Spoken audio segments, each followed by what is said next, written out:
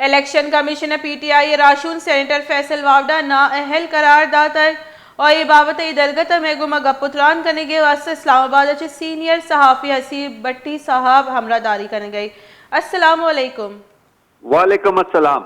भट्टी साहब बताइएगा, election commission ने फैसल वावडा का ताहयात नाअहल करार दे दिया। ये कहा जा रहा है कि इलेक्शन कमीशन के फैसले के खिलाफ वो सुप्रीम कोर्ट जाएंगे। क्या सुप्रीम कोर्ट में उनको कोई रिलीफ मिल सकता है?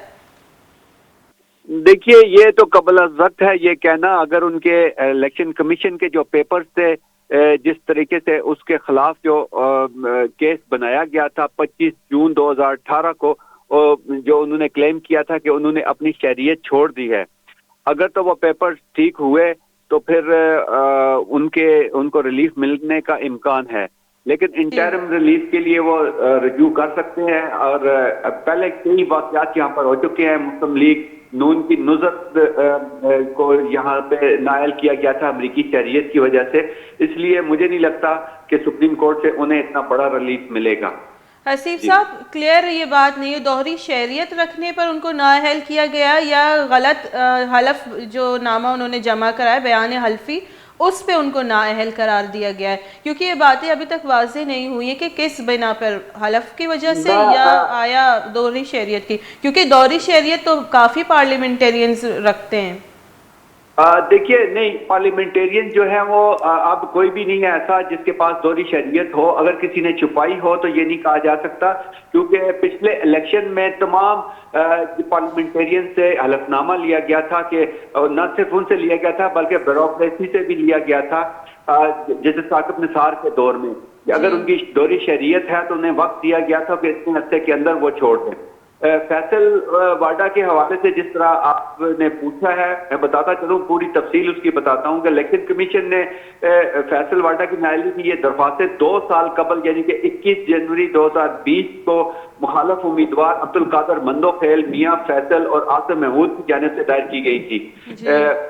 समाअत का बाकायदा आगाज जो था इस हवाले से वो 3 फरवरी 2020 को हुआ था। इलेक्शन कमीशन ने समाअतों के दौरान फैसल वाडा ने बताया था कि आम इंतखाबात के वक्त रिटर्निंग अफसर के सामने पेश हुआ तो मनसूख शुदा अमरीकी पासपोर्ट दिखाया था जिस पर क्लियरेंस मिली। नादरा ने 29 मई 2018 को अमरीकी शहरियत सीज कर दी थी।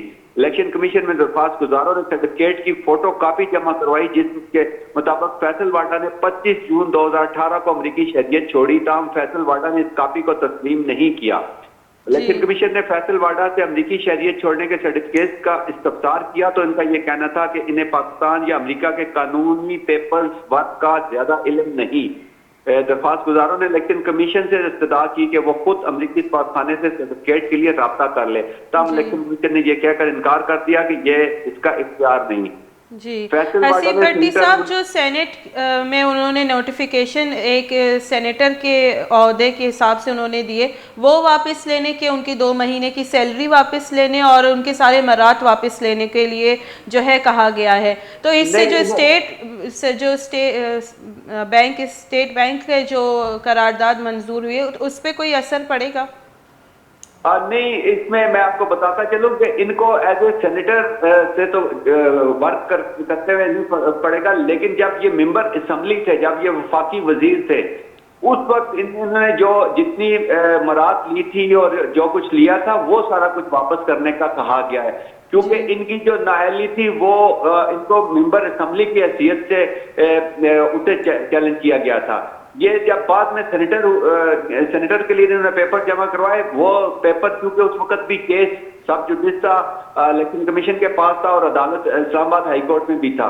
इनसे जो आज के फैसले के अंदर कहा गया है कि इन्होंने बतौर मेंबर कौमी असेंबली जो मरात ली थी, जितने इनको मिले थे, वो सारे वापस किए जाए। जी हसीब भट्टी साहब, अकबर जो शहजाद अकबर साहब थे उन्होंने इस्तीफ़ा दे दिया, ये नाअहल हो गए। आप नहीं समझते कि ये कप्तान के सारे खिलाड़ी एक एक करके गिरते जा रहे हैं? देखिए, ये तो अभी साथ साथ वक्त बताएगा, लगता तो ऐसे ही है। शहजाद अकबर के बाद अभी फैसल वाडा चले गए हैं। काफी हलचल हो गई है इस्लामाबाद में।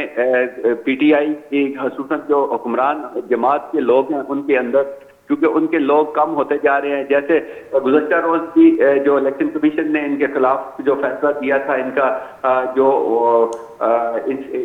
ان کے جو تحصیل میر کا جو امیدوار تھا اسے نائل قرار دیا تھا. آج ان کی پی ٹی آئی کی جو ایک گورنمنٹ کے پی کی ہے، ان کی جو درخواست کے اوپر پشاور ہائی کورٹ نے جو فیصلہ دیا تھا بلدیاتی انتخابات کے دوسرے مرحلے کو جو ختم کر دیا تھا، منسوخ کر دیا تھا، اسے آج پھر جیت لیا ہے. سپریم کورٹ نے آج فیصلہ دے دیا ہے جو الیکشن کمیشن کا جو شیڈول ہے اس کے مطابق ہی یہ کیا جائے.